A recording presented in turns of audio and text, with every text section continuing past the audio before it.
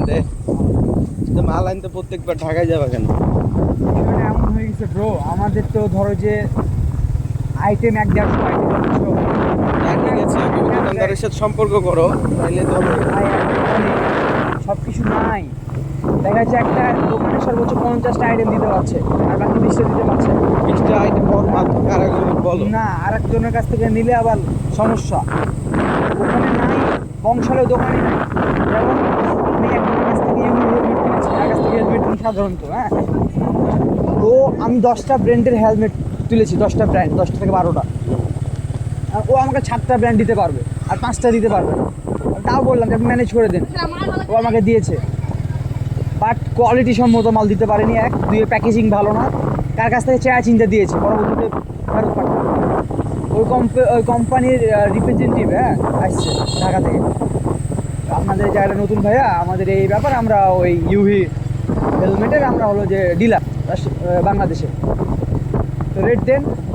ওমা অনেক কম রেট। তো একটা ব্র্যান্ড, একটা জিনিস একটা জায়গায় সেরা। তোমার দোকানে বাটন ফোন মানে বাটন ফোনই, বুঝছো?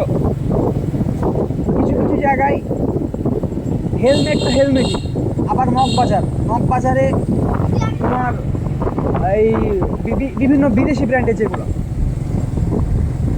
আর কারো কাছে পেলাম না কেওয়াইটি, যেগুলো হাইলি ব্র্যান্ড, কারো কাছে পেলাম না। একজনের কাছে দেখছি আছে, ওইটা আবার ঢাকার আর এক প্রান্তে। এখন একটু কষ্ট হচ্ছে, বাট তাইলে ওরা কি বালের পাইকারি মার্কেট যে হচ্ছে তোমার সব ব্র্যান্ড পায় না। বাইকের হেলমেট 40 থেকে 50টা ব্র্যান্ড আছে, 40 থেকে ব্র্যান্ড। আরে ভাই তোমাকে আমি বুঝাই, আমার ফোন লাগবে অ্যান্ড্রয়েড 500 মডেল ওর দোকানে থাকতে হবে, তাইলে ওর দোকানে নিব, কত নাইলে নিব না। রাখবে, কত রাখবে বলো? ও তো অলরেডি 7টা ব্র্যান্ডের ডিলার, কত রাখবে? এখন সম্ভব না, কোটি কোটি টাকার মাল, 1000 কোটি টাকা।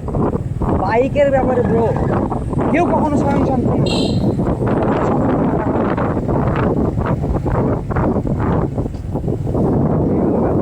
বাইকের শত হেলমেটের শত ব্র্যান্ড শুনতে পেয়েছি।